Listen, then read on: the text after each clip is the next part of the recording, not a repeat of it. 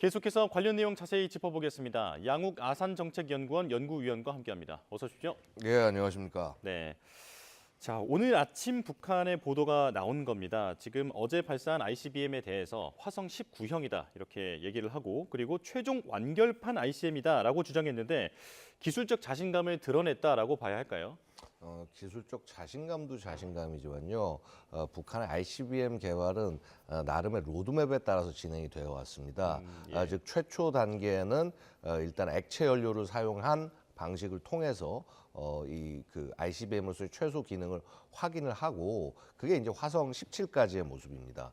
화성 예. 18 작년에 등장한 화성 18부터는 고체 연료를 활용을 하면서 능력을 높여 왔는데요. 사실은 이 화성 18이 미국 본토 공격은 좀 미치기 어려운 것이 아닌가라는 것이 뭐 저를 포함한 몇몇 전문가들 견해였습니다. 근데 이번에 이 화성 19를 공개하면서 상당한 사거리 혹은 상당한 그 탑재 중량을 자랑을 한 셈입니다. 그래서 이를 통해서 자, 이 정도면 미국 본토를 전체를 공격할 수 있는 예. 미국을 충분히 공격할 수 있는 그런 무기 체계를 완성했다라는 그런 의미로서 최종 완성판 뭐 이런 표현을 사용한 것이 아닌가 싶습니다. 예. 근데 합참이 공개한 그 비행 시간이나 어떤 고도 같은 걸 보면 실제로 이전보다는 좀 진보된 게 아닌가 이런 생각이 드는데 최고 고도가 7,000km 이상이고요. 그리고 1,000km를 86분 정도 비행했다라고 합니다. 이게 다 역대 최다 기록이거든요. 이 부분에서 기술적 어떤 진보는 확인되는 부분이 있습니까? 그렇습니다. 이제 북한이 지난번에 작년 12월 18일에 발사했던 화성 18 이게 이제 ICBM 지난번 마지막 발사였는데 네. 이때 이제 73분 35초의 비행을 기록을 했고 비행 시간이 고도가 아마 한 5,500, 5,600km 정도까지 이르렀던 걸로 기억을 합니다. 예. 자, 그 부분을 생각을 해본다면은 이거는 사거리가 엄청나게 늘어난 거라고 볼 수 있거든요. 왜냐하면 그때 그 발사로 환산을 했을 때 15,000km인데 지금 저거를 만약에 환산을 하면은 예. 중량이 그대로라는 상황에서 환산을 하면은 18,000km가 넘어갑니다. 그러면 사실은 북한 18,000까지 날릴 이유가 없어요. 15,000이면 미국 전체를 다 공격을 할 수 있으니까 그 말은 뭐냐면 탑재 중량을 지금보다 늘릴 수 있다라는 의미가 되는 겁니다. 네. 자, 그렇게 되면 어떻겠습니까? 당연히 ICBM이 커지겠죠. 그러다 보니까 발사 차량이 이전에는 구축 차량이었는데 무려 이제 차축 3개가 더 늘어난 12축 차량이 된 겁니다. 아마 타이어 하나가 저희가 한 1.5m 정도, 그러니까 1.5m 좀 안 되는 정도로 생각하기 때문에 지름이 한 그 정도 되는군요. 예, 축이 이제 이렇게 늘어났다고 하면은 거의 4m에서 5m 이상이 그 미사일 길이가 늘어났다고 봐야 되고요. 예. 거의 그러면 이게 미사일 크기가 북한 최대 ICBM이라고 얘기하는 화성 17 액체 연료를 사용했죠. 거의 화성 17과 거의 유사한 정도의 크기로 고체 연료 미사일을 만든 겁니다. 예. 그래서 상당한 저 말이 사실이라면, 그러니까 발사는 지금 성공한 건 맞습니다만은요.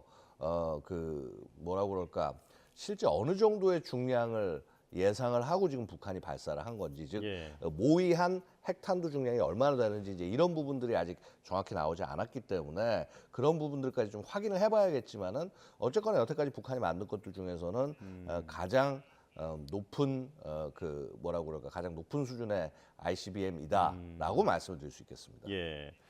자, 조금 전에 앞서서 화성 18형 정도부터는 고체 연료를 사용해 온 것으로 보인다라고 말씀을 해주셨는데 액체 연료보다 고체 연료를 사용했을 때 이점 같은 게 있는 거겠죠? 당연히 있죠. 이제 제일 큰 거는 즉각적인 발사 태세가 가능하다는 점입니다. 예.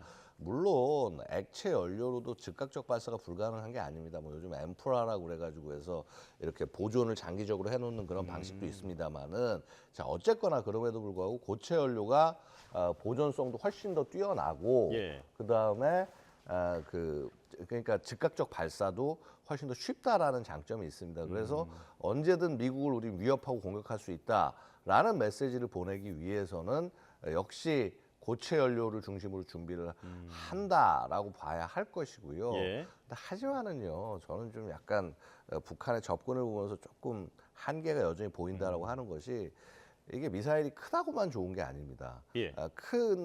커지면 커지는 만큼 기동할 수 있는 범위라든가 혹은 이걸 준비하는데 걸리는 시간이 훨씬 더 늘어날 수 있다라는 거죠.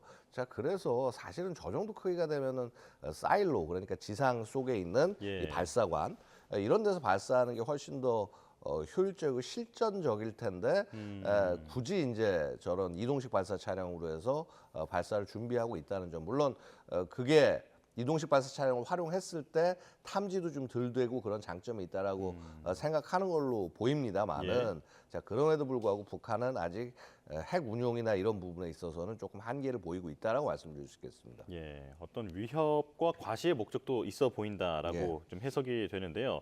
자, 앞서 김유면 국방장관은 지금 북한의 ICBM 대기권 재진입 기술이 거의 완성 단계라고 평가를 했었는데, 그러니까 ICBM이 대기권 밖으로 날아갔다가 다시 재진입을 하면서 떨어지는 구조잖아요. 마지막에 대기권에 재진입하는 부분이 어떤 마지막 퍼즐처럼 여겨지는데, 이 부분에 대한 어떤 평가는 어떻습니까? 사실은 이제 북한이 ICBM을 정상 각도로 발사를 한 적은 없습니다만은요. 네. 거기에 필요한 데이터는 이미 얻었다라고 말씀드릴 수가 있습니다. 무슨 말씀인가 하니 그 천리마 그 1호라고 하는 우주 로켓을 발사하지 않았습니까? 네. 사실 그게 이제 북한이 자신들이 활용하던 화성 17 ICBM을 약간 외부하고 컨피규레이션을 좀 바꿔서 형상을 바꿔서 발사를 했고 이미 그 과정에서 정상 각도로 이 대기권 밖으로 보내는 것까지는 성공을 한 거예요. 예. 이제 그러면 이제 정상 각도로 대기권에 다시 들어오는 거가 제대로 되는지 확인을 해야 되는데 사실 이제 그 부분만 확인이 된다면은 무기 체계로서의 어느 정도 기능을 할 수 있겠구나까지는 얘기를 할 수 있는 거죠. 네. 물론 그 후에도 과제가 있습니다. 즉 그렇게 대기권으로 들어오면서 다탄두가 그 다양한 목표를 향해서 각계 돌입을 할 수 있는지 그 예. 부분까지 검증이 돼야 되는데 뭐 사실 거기까지도 좀 시간이 남아 있다고 볼 수가 있겠고요. 근데 뭐 북한이 뭐 고각으로 쏴서 이번 이제 고각 발사가 거의 88도로 쐈어요. 거의 수직이네요. 예, 그렇죠.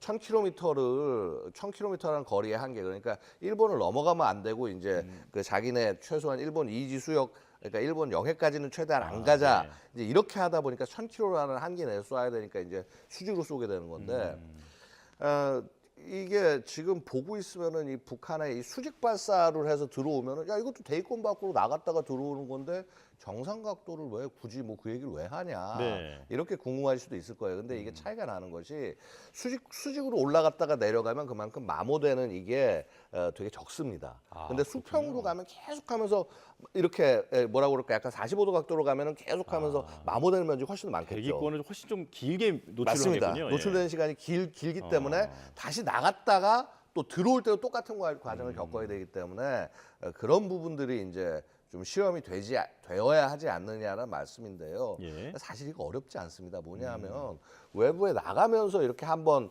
버텼던 그 외피를 벗겨낸 다음에 안에 또 다른 형태의 외피를 집어넣어서 들어오게 하면은 그거 되는 거거든요. 그래서 예. 사실 그렇게 이 대기권 진입 기술, 재진입 기술이 이것을 크게 관건이 될 것 같지는 않습니다. 제가 볼 때는 되려 중요한 거는 북한이 얼만큼 다탄두의 실제 능력에 다가가고 있느냐. 다탄두. 예, 왜냐하면 지금 북한이 아무리 뭐 대기권 재진입해서 들어온다고 하더라도 지금 미국이 보유하고 있는 뭐 GBI부터 시작해서 미사일 방어 체계로 다 요격이 되는 수준이에요. 근데 이제 다탄두가 돼서 굉장히 여러 개로 갈려 나갔을 때 이제 그때는 요격이 더 까다로워질 수 있고 요격 체계 숫자가 줄어들 수 있기 때문에 그런 부분에 있어서는 조금 이제 아무래도 한계가 있을 수 있고 더 큰 위협이 될 수가 있는데 그래서 북한이 거기까지 나갈 수 있냐 아니냐가 사실은 이제 저희들이 보기엔 더 중요해 보입니다. 그렇군요. 대기권 재진입 기술보다도 이 다탄두 기술을 확보했느냐가 더 관건이다 이렇게 말씀을 해주셨는데요. 이번 발사에 러시아가 좀 도움을 줬을 가능성은 어떻게 보십니까? 뭐 저는 뭐 일단 이 기간이 좀 짧아서 아마 직접적인 뭔가 이렇게 뭐 개발이나 이런 기술 제공이나 이런 부분들은 좀 쉽지 않을 수 있다고 생각합니다. 이게 안 주려고 그래서가 아니라 시간상 굉장히 한계가 있다고 보고요. 다만 이것들을 개발하거나 하는 과정에서 필요한 노하우 같은 것들이 있을 겁니다. 사실 뭐 러시아는 워낙 많은 미사일 발사도 해보고 핵탄두도 워낙 많은 종류를 개발해 놨기 때문에 러시아가 가진 데이터만 해도 엄청납니다. 예. 근데 이제 그런 것들이 일부 공유가 됐다고 한다면은 시험 발사 성공에 커다란 영향을 줄 수 있을 거라고 보고요. 사실은 저 정도 미사일 발사됐는데 지금 북한이 지금 단 한 번만에 지금 성공을 했다라고 뭐 주장을 하고 있습니다. 네. 근데 일단 외양상 또 그래 보이는 측면도 있고요. 그래서 저렇게 한 번도 실수 없이 이게 될 수 있었다라는 것에서 아무래도 러시아를 포함한 국가들의 지원이 있었을 가능성은 저는 좀 보입니다. 예. 자, 이번은 좀 제한적으로 영향을 줬다 하더라도 앞으로는 이런 좀 개발 속도가 더 붙을 것으로 우려된다라는 말씀이신데요. 자, 보통은 미사일 발사하고 나서 그 다음 날에 북한 언론이 관련 내용을 보도하는데 이번엔 김정은 위원장이 이제 입장이 미사일 발사 5시간 만에 나왔거든요. 어떤 배경이 있다고 보십니까? 사실은 이제 그거예요. 북한이 뭔가 이런 발표를 그러니까 이 실험 관련된 거, 군 관련 실험을 했는데 발표를 거의 그날 거의 곧바로 한다. 네. 그럼 그만큼 자기네들한테 중요한 일이라는 얘기가 되는 겁니다. 예. 즉 이거는 그 외부에 널리 알려야 될 자신들의 성과다라는 그런 의미로 볼 수가 있겠고요. 그 구체적인 실험 내용은 물론 이제 오늘, 그러니까 다음 날이 되는 오늘 나오긴 했습니다만은 실험 사실을 즉각적으로 밝히는 것이 자신들이 굉장히 우리가 의미 있는 행위를 했다. 너희들 긴장해라. 네. 그런 메시지를 보내는 것이라고 볼 수 있습니다. 예. 자, 이러다가 핵실험까지 이어지는 것 아니냐라고 하는 목소리도 있는데 핵실험을 이제 강행할 가능성은 어떻게 보십니까? 저는 뭐 북한은 언제든 핵실험을 하려고 한다라고 이해를 하고 있습니다. 뭐냐면요, 2023년 작년 3월 말에 이미 화산 30일 새로운 핵탄두를 공개했어요. 예. 그건 뭐냐면 핵실험 하겠다는 얘기입니다. 저는 되려 북한이 그걸 공개를 한 다음에 6개월 이내에 하겠거니 생각을 했습니다. 왜냐면 여태까지 그랬거든요. 예. 심지어 그냥 공개한 날 당일 실험한 경우도 있었어요. 육체 네. 실험 같은 경우는. 근데 아직까지 실험을 안 하는 겁니다. 이거는 제가 볼 때 안 하는 게 아니라 못 하는 것일 가능성이 굉장히 높다고 보고요. 즉 왜냐하면 그 화산 31이 굉장히 소형화된 핵탄두입니다. 네. 그럼 여기에 굉장히 핵심적인 기술이 뭐냐면 익스플로시브 렌즈라고 그래서 폭발 렌즈 안에 핵물질을 집어넣고 이 재래식 폭탄으로 이제 고폭을 시킨 다음에 핵분열을 일으켜야 되는데 이게 사이즈가 작으면 작아질수록 폭발을 일으키기가 굉장히 어려워요. 이거는 엄청난 노하우가 필요합니다. 예. 그래서 저는 북한이 아직 저 노하우에 못 다가간 게 아닌가 싶은데 자 지금 이렇게 파병을 하는 상황까지 오면서 러시아와 가속이 되면 이거에 관한 데이터 제일 많이 갖고 있는 게 러시아예요. 그렇군요. 러시아에서 조금만 이거 도와주면은 7차 핵실험 성공할 수 있습니다. 그래서 저는 앞으로 있을 7차 핵실험은 이제는 러시아의 도움과 혹은 조언을 바탕으로 해서 이루어지는 것이다라고 판단하는 것이 옳다고 보고요. 예. 아마도 그렇기 때문에 이 핵실험은 곧 일어날 것이다라고 판단을 합니다. 무조건 어쨌거나 왜냐하면 이게 그 국방력 발전 5개년 계획 하에서 이루어진 사업이기 때문에 그게 이제 2021년에 8차 당대회 직후에 이제 시작이 된 겁니다. 네. 자 그러면은 이제 9차 당대회 이제 내후년에 있을 거고요. 내년이 이제 소위 국방력 발전 5개년 계획 마지막 마무리되는 해입니다. 내년까지는 무조건 해야 돼요. 이거 못하면 관련자들 전부 다 숙청돼야 됩니다. 그래서 이 핵실험은 뭐 이게 북한은 진작에 하려고 했다라고 판단을 하고 여태까지 못했던 건 기술적인 문제다. 그리고 이 기술적 문제를 러시아가 해결해 줄 것이 아닌가라고 지금 예측을 하고 있습니다. 그렇군요. 그렇기 때문에 북한과 러시아의 어떤 밀착이 우리에게는 실질적인 위협으로 다가온다라고 이해를 하면 될 것 같은데요. 자, 지금 이제 북한군 파병에 대한 질문으로 이어가도록 하겠습니다. 지금 러시아에 간 북한 장교 명단이 추가로 공개됐는데 우선 김영복 부총참모장 이 사람은 확인이 됐고 그리고 2명이 추가로 확인됐거든요. 자, 리창호 정찰총국장 그리고 신금철 인민군 소장. 자, 이들은 어떤 역할을 하기 위해서 넘어갔을까요? 자 일단 뭐 김영복은 아시다시피 북한이 2017년 정도에 새롭게 공개한 특수작전군 그 사령관을 했던 인물입니다. 예. 그리고 이제 부총참모장이 됐고 한마디로 김정은 이제 신임을 받는 인물이고요. 사실 리창호도 마찬가지입니다. 이 예. 인물이 목격이 된 게 이제 거론이 된 게 한 2020년 정도부터 이제 그것도 소장일 때 거론이 되기 시작해서 자 보고 있으면 이제 정찰총국을 지금 지휘한 정찰총국장이란 말이죠. 근데 이 정찰총국이 결국 뭐 하는 데냐면 대남 공작 첩보 다 여기 담당하는 데가 정찰총국입니다. 예. 결국 이 2022년부터 정찰총국장을 수행을 하고 있었다는 얘기는요. 혹시 기억하시겠지만 2022년 12월 26일에 북한이 우리 서울 상공으로 드론 보내가지고 해서 한번 이렇게 한번 우리가 난리가 난 적이 있었습니다. 네. 그 작전을 지시를 했을 가능성이 높은 인물입니다.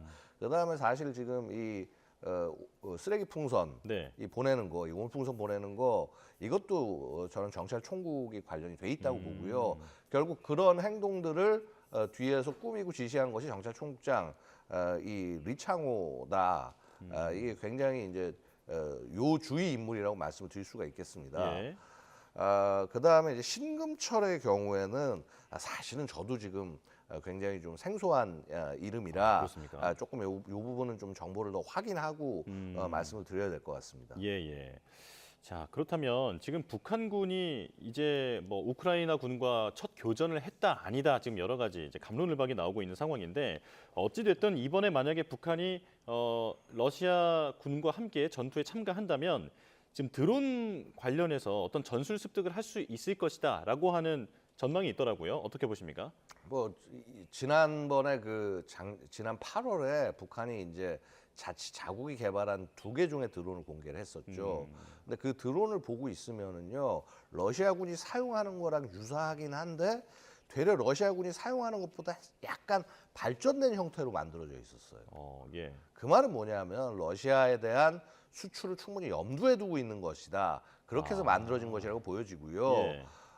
일단 북한이 드론 사용 전술에 대해서는 충분한 이해가 아직 부족할지 모르겠으나 최소한 드론을 생산하고 개발하는 측면에 있어서는 그 부분에 있어서는 어느 정도 능력이 있다고 볼 수가 있는 것입니다. 뭐 일단은 뭐 ICBM 만들고 순항 미사일 만드는데 드론 만드는 거 그렇게 어려운 것이 아닙니다. 그래서 그런 맥락하에서 결국 저는 되려 우려하는 것은 북한이 자신들이 공개한 이 드론을 가지고 현장에 들어가서 북한이 이것을 직접 운용을 하면서 조금 더 실전적 능력을 높여 나가는 것, 이 부분을 굉장히 크게 우려를 하고 있고요. 근데 물론 이제 이게 쉽지는 않을 것 같습니다. 뭐 아까 잠깐 언급을 하시긴 하셨습니다만은 뭐 일부 뭐 교전이 있었다 아니다 이제 갑론을박 있다고 말씀을 하지 않았습니까? 지금 아직 이제 뭐 좀 더 확인이 필요해서 저거 한 것 같지만은. 이 실제 지금 이제 뭐 예를 들어서 트위터, 그러니까 지금 X죠. 예. 이제 거기에 보고 있으면은 체포된 걸로 보이는 북한군의 증언이 나와요. 러시아군들이 방어선에 자기 투입한다고 그래놓고 그냥 무작정 공격에 투입해서 그래서 동료가 다 죽었다. 예. 40명 다 죽고 자기만 살아남았다. 이제 이런 증언까지도 하고 있습니다. 네네. 즉 지금 러시아가 지금 이 북한 병력을 잘 활용해서 뭔가 이렇게 그 역전의 기회를 만들겠다 이런 생각이 있다기보다는요. 그야말로 뭐 우리 얼마 전에 국방장관이 얘기를 했던 대로 그 고기방패처럼 전방에 예. 그냥 무작정 집어넣고 활용하려는 그런 모습을 보인다. 그래서 북한이 저렇게 드론 관련된 전술과 이런 걸 익힐 여유까지 과연 생길까? 뭐 그런 부분은 저도 좀 의문입니다만은 예. 자 그럼에도 불구하고 어떤 형식으로든 북한은 현대전에 필요한 노하우를 이 전쟁에서 얻어가기 위해서 자신들이 가진 모든 노력을 다할 것이다. 이 정도만큼 말씀드릴 수 있습니다. 예. 자, 어제 젤렌스키 우크라이나 대통령은 이제 며칠 내 곧 교전이 있을 예정이지 현재 교전이 일어났다, 투입됐다라고 하는 부분은 사실이 아니다라고 얘기를 하긴 했는데 이 부분은 이제 시간이 좀 지나면 확인이 될 것 같습니다. 자, 그러면서 젤렌스키 대통령이 한국에 무기 지원을 요청하겠다라고 얘기를 했는데 우선 가장 필요한 게 방공 시스템이라고 얘기를 했거든요. 어떤 부분을 요구하는 걸까요? 아주 간단합니다. 지금 이제 보냐면 어떤 부분이냐면요. 지금 현재 가장 그 우크라이나가 고통 겪고 있는 것, 특히 우크라이나 민간인들이 고통을 겪고 있는 것이요. 이 키이우를 비롯한 도심으로 미사일이 여전히 날아갑니다. 예. 이게 지금 전쟁이 전선에서만 벌어지고 있는 게 아니라 이 러시아가 굉장히 이게 어떻게 보면 비열한 행위인데 시민들이 있는 이걸 향해서 계속 미사일을 발사를 한다는 거죠. 꾸준하게 네. 미사일과 자폭도를 발사를 하는데 결국 이거를 좀 요격할 수 있는 체계를 달라는 얘기가 되는 겁니다. 결국 이것이 저는 이제 우리가 단계적 제공을 검토를 하면서 공격 무기는 힘들지만 방어용 무기라면 어느 정도 가능하지 않겠냐라는 논의들이 나오고 있지 않습니까? 예. 자, 그렇다면은 예를 들어서 방어용 무기, 즉 뭐 예를 들어 상대편을 살상하기 위해서 하는 것이 아니라 우크라이나 국민을 지키기 위해서 활용할 수 있는 무기라면은 줄 수도 있겠다. 뭐 이제 이런 얘기들이 나오고 있는 것이고 예. 그런 맥락에서 젤렌스키 측에서 요청을 한 것이 아닌가 생각이 됩니다. 즉 우리 천궁 2와 같이 네. 미사일 방어 이런 시스템을 만약에 배치를 할 수 있다고 한다면은요, 이제 실제 그 우크라이나의 무고한 국민들을 지켜내는 것을 우리 천궁 미사일 유격 체계가 이런 부분들을 뭐 또 볼 수도 있지 않을까 생각이 되네요. 예, 예. 자, 그런가 하면 지금 젤렌스키 대통령이 전투 중에 만약에 북한군이 포로가 된다면 한국에 송원하지 않고 자국군 포로와 교환하겠다라고 얘기를 했거든요. 예. 이건 지금 우리와도 협의가 좀 필요한 내용 아니겠습니까? 우리가 협의가 필요한 내용일 수도 있겠습니다만은요, 이거에 대해서 우리가 존중을 할 수밖에 없습니다. 왜냐하면 지금 뭐 대한민국이 뭐 우크라이나 전쟁에 참전한 국가도 아니고 그렇다고 현재 지원을 뭐 무기체계 지원하고 있는 나라도 아니고 예. 솔직히 지금 우리는 발언권이 별로 없는 상태입니다. 네. 그리고 너무나 당연한 것이 자국군의 포로가 된 병사와 적국과 관련된 인원들을 교환하겠다라고 하는 것, 이것을 비난할 수는 없는 거죠. 예. 이건 어떻게 보면 우크라이나에서 당연한 권리고 당연히 저렇게 얘기할 수밖에 없는 부분이고요. 만에 하나 그럼에도 불구하고 귀순 의사가 있어서 귀순하려는 인원을 우크라이나에게 우리가 만약 요청해서 받으려고 한다면은요. 그렇다면 결국은 우리가 그만큼 우크라이나에 대한 이 우크라이나 전쟁에 대한 관계에 있어서 조금 더 관여를 해야지 그런 얘기를 할 수 있는 예. 권한이 생긴다고 말씀드릴 수 있겠습니다. 예, 우리가 직접 당사국은 아닌 것은 현실이니까요. 네, 자 여기까지 듣겠습니다. 자 양욱 아산정책연구원 연구위원과 함께했습니다. 고맙습니다. 감사합니다.